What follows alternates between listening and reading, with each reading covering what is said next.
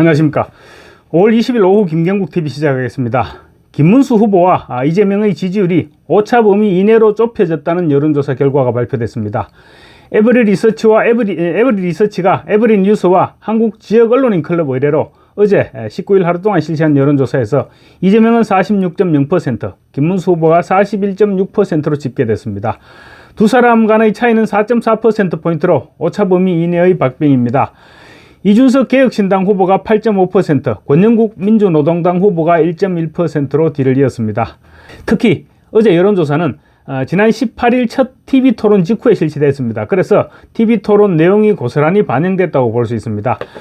앞서 지난 17일 윤석열 전 대통령이 자진 탈당했죠. 그리고 18일 TV토론에서 이재명이 낭패를 본 결과들이 여론에 반영되면서 격차가 대폭 줄어든 것으로 보입니다. 두 사람 간 격차가 오차 범위 이내로 좁혀진 결과가 나온 것은 이번이 처음입니다. 이에 따라 선거 막판 판세 변화의 신호탄이 되지 않을까 기대도 없지 않습니다. 김문수 후보가 40%대를 넘어서니까 오차가 급격하게 줄어들고 있는 것입니다. 특히 같은 기관인 에브리리서치가 대선 후보 등록 마감 직후인 지난 12일 실시한 여론조사에서는 이재명이 47.1%, 김문수가 36.7%, 이준석이 7.5%로 이재명과 김문수 후보 두 사람의 차이는 10.4%포인트였는데 이번 조사에서 4.4%포인트로 격차가 좁혀지면서 격차는 6%포인트나 줄어들었습니다. 이재명은 1.1%포인트 하락했고 김문수 후보는 4.9%포인트 수직 상승했습니다. 이준석 후보도 1%포인트 상승했습니다. 연령별로 보면 만 18세 이상 29세까지는 이재명 40.5, 김문수 28.6, 또 40대는 이재명 58.9, 김문수 32.7로 이재명이 김문수 후보를 오차 범위 밖에서 앞섰습니다. 70세 이상 연령층에서는 이재명 36.7, 김문수 56.1로 김문수 후보가 압도했습니다. 나머지 연령대에서는 오차 범위 내의 경합이었습니다. 지역별로는 서울이 49.1대 39.7, 광주 전라가 53.8대 31.0, 강원 제주가 52.6대 39.7로 이재명이 김문수 후보를 오차 범위 밖에서 앞섰습니다. 김문수 후보는 특히 중원인 대전, 세종, 충청에서 49.6대 42.9로 앞서 나갔습니다. 김문수 후보와 이준석 후보 간 단일화와 관련해서 김문수 후보 지지층은 60.6%가 단일화에 긍정적 반응을 보였는데 이준석 후보 지지층은 72%가 단일화에 부정적 응답을 보였습니다. 다른 여론조사에서도 비슷한 경향을 보이고 있는데 그래서 후보 단일화 논의 과정에서 이 같은 내용들이 어떻게 작용할지가 주목됩니다. 정당 지지율은 민주당이 41.3%로 국민의힘 38.5%를 오차 범위 이내인 2.8%포인트 앞섰습니다. 개혁신당이 6.7%, 조국혁신당이 2.2%였습니다. 투표율이 15일 앞으로 다가오면서 김문수, 이준석 후보 두 사람 간의 후보 단일화 문제가 거론되기 시작하는 시점에 김문수 후보의 지지율이 40%를 넘기면서 후보 단일화 협상의 모멘텀으로 작용할 수 있을지 주목되고 있습니다. 이처럼 김문수 후보가 가파른 추격을 계속하고 있고 특히 충청권에서 이재명을 앞지르는 것으로 나타난 가운데 이재명 선대위 공보단 수석 부단장을 맡고 있는 박수현 의원의 망언이 충청권을 강타하고 있습니다. 지역구가 충남 공주 부여 청량인 박수현은 최근 SNS에 자신의 고향이자 지역구인 공주를 내란수괴의 고향이라고 지칭해서 논란이 되고 있습니다. 그러자 지역 유림들이 박수현의 발언을 망언, 지역 비하로 규정하면서 강력하게 반발하고 있습니다. 박수현은 지난 15일 자신의 SNS에 내란수괴 윤석열의 고향이라는 치욕을 씻어버립시다 라는 제목의 글을 올렸습니다.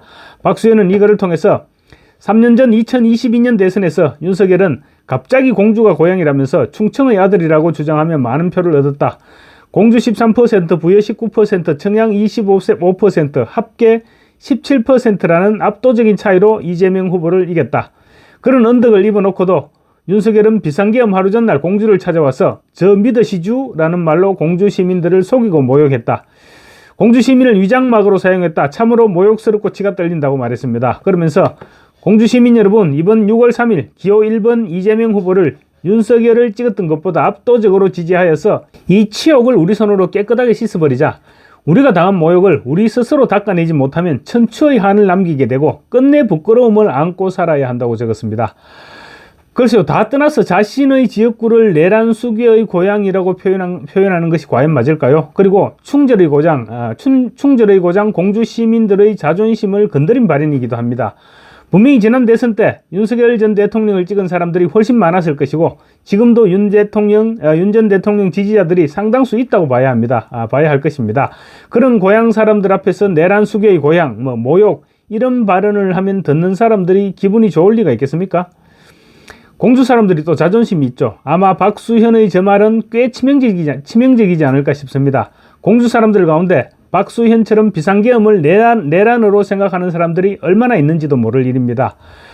그런데도 박수현은 아직 SNS에 올린 글을 지우지도 않고 있으니까 지역 주민들보다 이재명이 더 무서운 것이 아니냐 이런 말이 나오고 있는 것입니다. 그리고 특히 내란 수교의 고향, 치욕 이렇게 운운하는 것은 나와 한편이 아닌 사람은 고향 사람이라도 모두 내란 잔당이다 그렇게 외치는 것과 다를 바 없는 말이기도 합니다. 공주시에 따르면 전날 오후부터 시내 주요 거리마다 박수현의 SNS 발언을 규탄하는 현수막들이 대거에 걸렸습니다.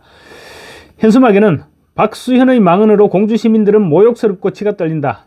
지역민들을 내란 수교의 고향 시민으로 만든 박수현은 각성하라. 잘 보이려고 망언으로 공주를 끌어들인 박수현은 사죄하라. 이런 문구들이 적혀 있었습니다. 유림계의 한 인사는 공주는 충청의 수부도시이자 유교 문화 기호 학파의 본산으로 충절의 고향이자 효의 본향이다. 우리 선조들은 어려울 때일수록 국가와 국민을 위해 스스로를 불살랐다. 고향 주민들을 보호하지는 못할 망정 스스로 고향을 부정하고 고향 주민들을 깎아내리는 경거망동은 참기 힘들다.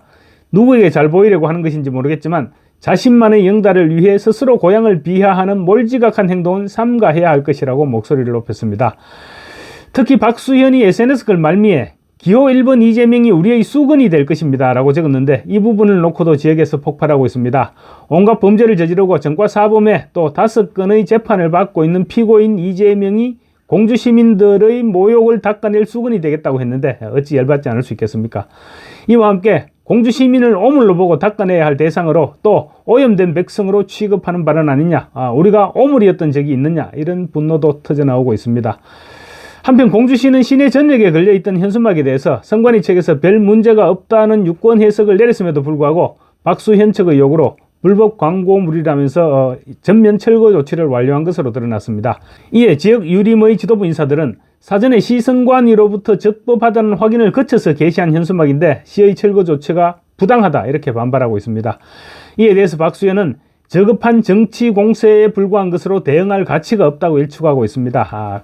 전국 도처에서 민주당의 오만함이 고개를 쳐들고 있는 것입니다. 박지원이 평소에 노래 부르듯이 하는 말이 있습니다. 골프와 정치는 고개를 쳐드는 순간 망한다. 이렇게 박지원이 늘 하는 얘기인데 지금 이재명과 민주당이 그 꼴을 꼭 닮아가고 있는 것입니다. 감사합니다.